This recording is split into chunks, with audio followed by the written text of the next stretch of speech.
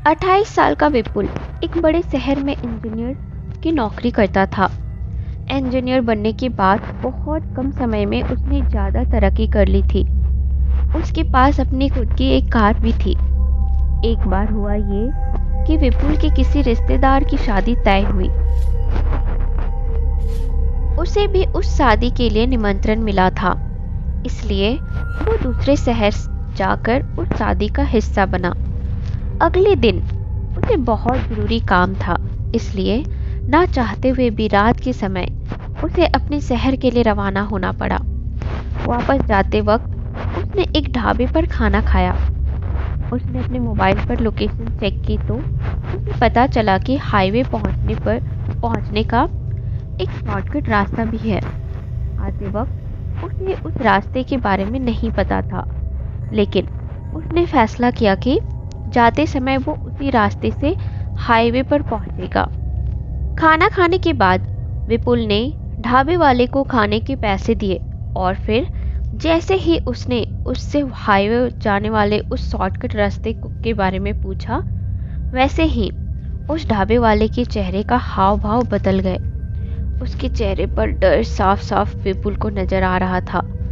तुरंत ही उसने उससे रास्ते के बारे में बातचीत करना शुरू कर दी। विपुल ने पूछा, क्या हुआ, आप थोड़े परेशान लग रहे हैं? ढाबे वाला, जी कुछ भी नहीं, तो वो अभी आपने उस सड़क के बारे में पूछा ना, इसीलिए मैं थोड़ा डर गया। मेरी आपसे विनती है कि आप उस सड़क से हाईवे पर मत जाइए। विपुल, क्यों, ऐसा क्या है उस सड़क पर जो आप इतना डर रहे हैं और मुझे उस सड़क से ना जाने की सलाह दे रहे हैं? ढाबे वाला, जी देखिए, आप ठहरे शहरी लोग, आप क्यों मेरी बात का विश्वास करेंगे? विपुल, अरे कहो तो सही, बात क्या है? ढाबे वाला, जी बात ये है कि उस सड़क पर एक चुड़ैल रहती है। विपुल, क्या? ढाबे वाला, हाँ ये सच है। यहाँ आसपास के गांवों में रहने वाले लोग कहते हैं कि इस सड़क पर एक चुड़ैल रहती है जो कि किसी का भी रूप ले सकती है। आज तक जो भी उस सड़क से गुजरता है कभी भी जिंदा वापस नहीं बच सका, और जो जिंदा बच भी गया वो या तो किसी हादसे में मारा गया या फिर उसने आत्महत्या कर ली। विपुल, ये क्या बकवास कर रहे हो? आज के ज़माने में भूत? मैं इन बातों पर विश्वास नहीं करता। ढाबे वाला, देखिए साहब, मैंने पहले ही कहा था, आप शहर के रहने वाले हैं, मेरी बातों पर विश्वास नहीं होगा। खैर, आपको बताना मेरा काम था, अब जाना ना जाना आपकी मर्जी है। विपुल, मनोरंजन के लिए आपका धन्यवाद, लेकिन मैं इन बातों पर विश्वास नहीं करता, अभी मुझे निकलना चाहिए। ऐसा कहते हुए विपुल वहां से जाने लगा कि तभी उस ढाबे वाले ने उसे पीछे से जोर से चिल्लाते हुए कहा, एक बात याद रखना साहब, उस रास्ते पर कभी किसी को लिफ्ट मत देना।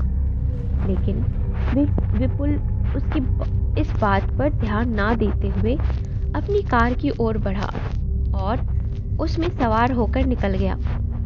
आधे घंटे के सफर के बाद वो उस जगह पर पहुंचा जहां से लेफ्ट टर्न लेते ही वो सड़क शुरू होती थी। वहां पहुंचते ही उसने अपनी गाड़ी को ब्रेक लगा दिया और उसके दिमाग में ढाबे वाले की बात घूमने लगी।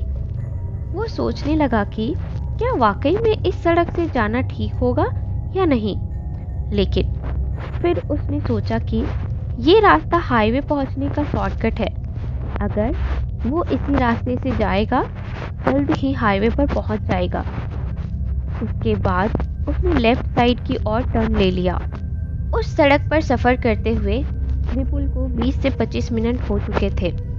इस बीच उसे उस सड़क पर ना ही कोई और गाड़ी आती जाती दिखाई दी और ना ही कोई लोग। वो सड़क पूरी तरह से सुनसान था और कच्चा रास्ता होने की वजह से उस सड़क पर कोई स्ट्रीट लाइट भी नहीं लगी हुई थी। स्ट्रीट लाइट ना होने के कारण उस सड़क पर बहुत ही गहरा अंधेरा छाया हुआ था, जो कि उस माहौल को और भी डरावना बनाने के लिए काफी था। इस वजह से अब विपुल को थोड़ा थोड़ा डर लगने लगा था। ऊपर से उस ढाबे वाले ने जो बात कही थी, वह बात विपुल को अब परेशान करने लगा था।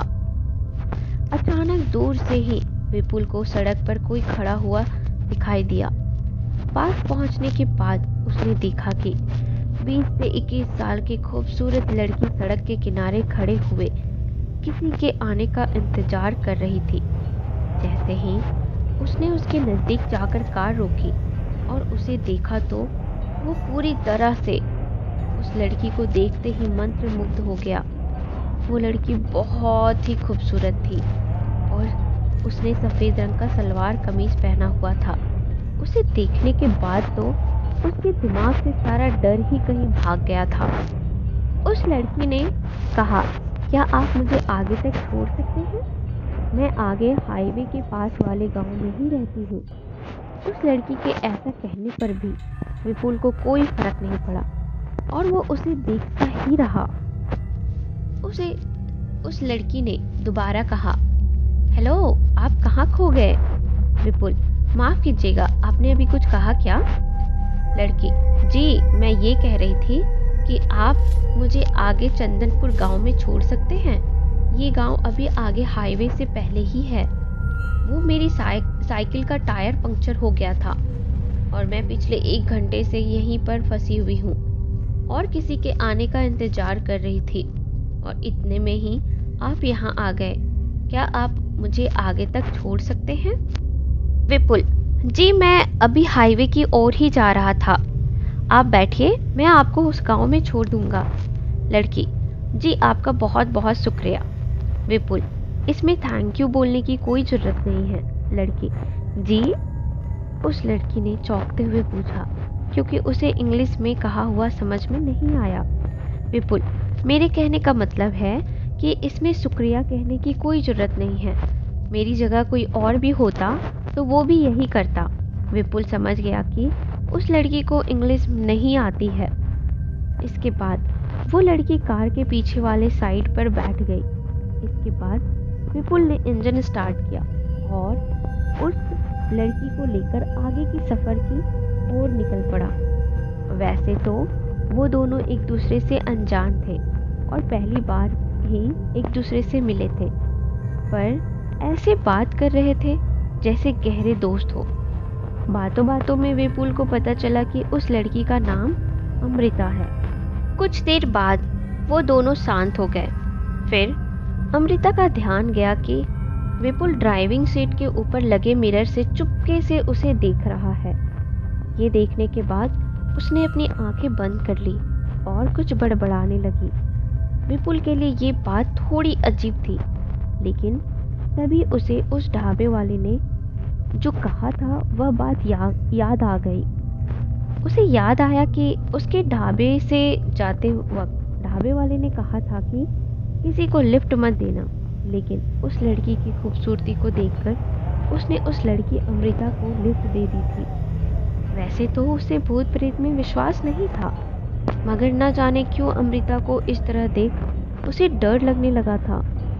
वो अभी थोड़ा डरा हुआ ही था कि उसे मिरर से दिखाई दिया कि अमृता के दाएं हाथ पर कुछ लाल रंग जैसा कुछ लगा हुआ है, लेकिन मिरर में से कुछ भी ठीक से दिखाई नहीं दे रहा था। इसलिए बड़ी हिम्मत करके उसने पीछे मुड़कर देखा तो उसके होश उड़ गए।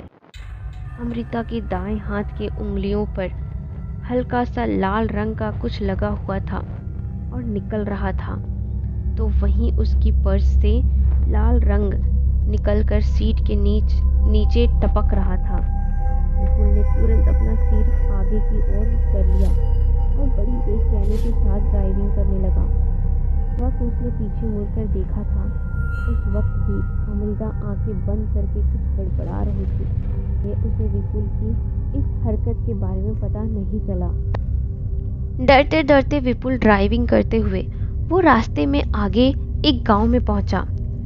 रात के समय वो गांव पूरी तरह से सुनसान था, लेकिन सामने का नज़ारा देखते ही उसके जान में जान आ गई। सामने एक लड़का अमृता की ही तरह लिफ्ट का इंतजार कर रहा था।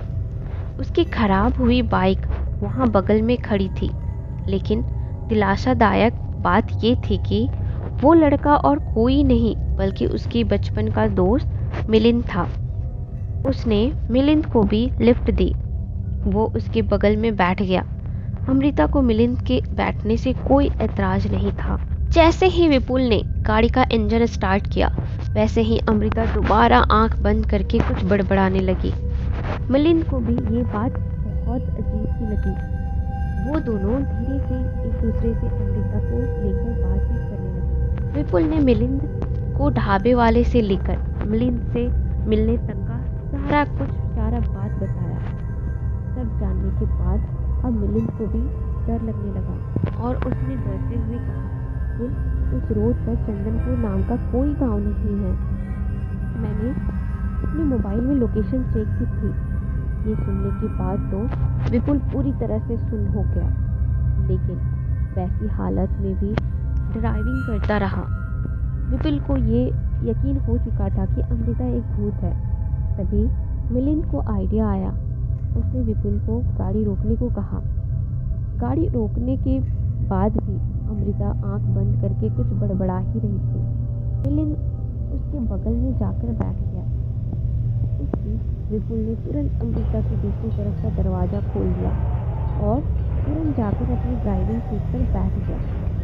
अमृता अभी भी आंखें बंद किए बड़बड़ा ही रही थी। अचानक मिलिंद ने उसे जोर का धक्का दिया और वो गाड़ी के बाहर जाके गिरी। जैसे ही वो गाड़ी के बाहर गिरी, विपुल ने तुरंत एक्सीलरेटर पांव रखा और ब्रेक को जोर से दबाया। मिलिंद पीछे वाली सीट पर ही बैठा रहा। अब वो एक गांव से गुजर रहे थे, लेकिन अभी जो कुछ भी हुआ उन्होंने किया था, उसके बाद तो उन्हें पता भी नहीं था कि वो किस गांव से गुजर रहे हैं। उसके बाद वो दोनों बातें करने लगे। मिलिंद, विपुल, हमने बहुत बड़ी गलती कर दी। विपुल, क्या? मिलिंद, वो कोई चुड़ैल या भूत नहीं थी। विपुल, लेकिन ये तुम कैसे कह सकते हो?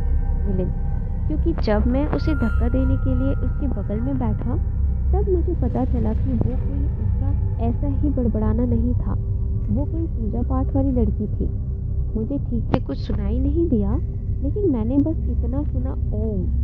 विपुल, अच्छा, और उस खून के बारे में क्या कहोगे तुम? मिलिंद, ये कोई खून नहीं है, औरतों के मेकअप का सामान है।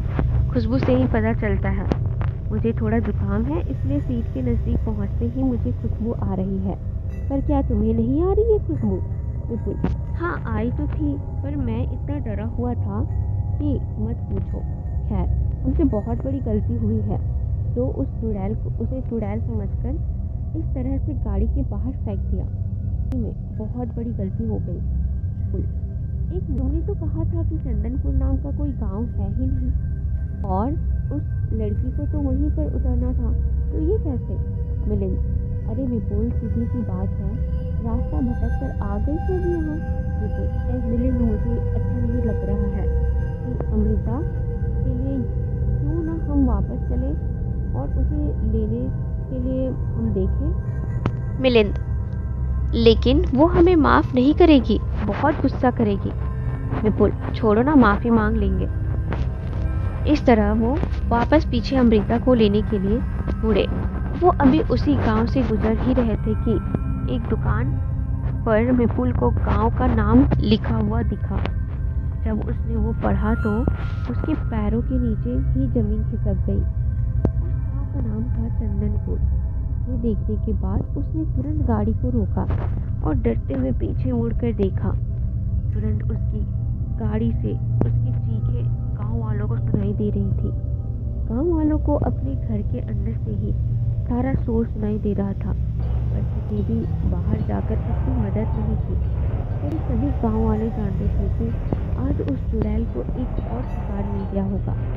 अगले दिन उस ढाबे वाले ने अखबार में पढ़ा कि जानवर ने विपुल नाम के एक इंजीनियर को मार डाला। उसी पन्ने पर यह भी लिखा हुआ था कि सिर में चोट लगने की वजह से अमृता नाम की लड़की अपना मानसिक संतुलन खो दिया है। ये सब पढ़ने के बाद उस ढाबे वाले ने अपने आप से कहा, बकवास है ये सब। इसके पीछे जरूर उस चुड़ैल का ही हाथ होगा।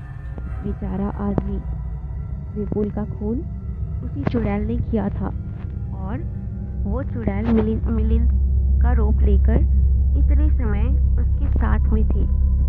तो दोस्तों, आपको ये कहानी कैसी लगी आप मुझे कमेंट सेक्शन में ज़रूर बताना। और अगर आपके पास भी कुछ ऐसी कहानियाँ हैं या फिर कोई हॉरर स्टोरीज़ है तो आप मुझे इंस्टाग्राम पे शेयर कर सकते हो। मैं आपकी कहानी को आवाज़ ज़रूर दूंगी। और मेरे चैनल को सब्सक्राइब ज़रूर करना। मेरे चैनल को सब्सक्राइब करना बिल्कुल भी मत भूलना, क्योंकि इसी तरह की कहानियाँ और भी आप आगे सुनते रहेंगे।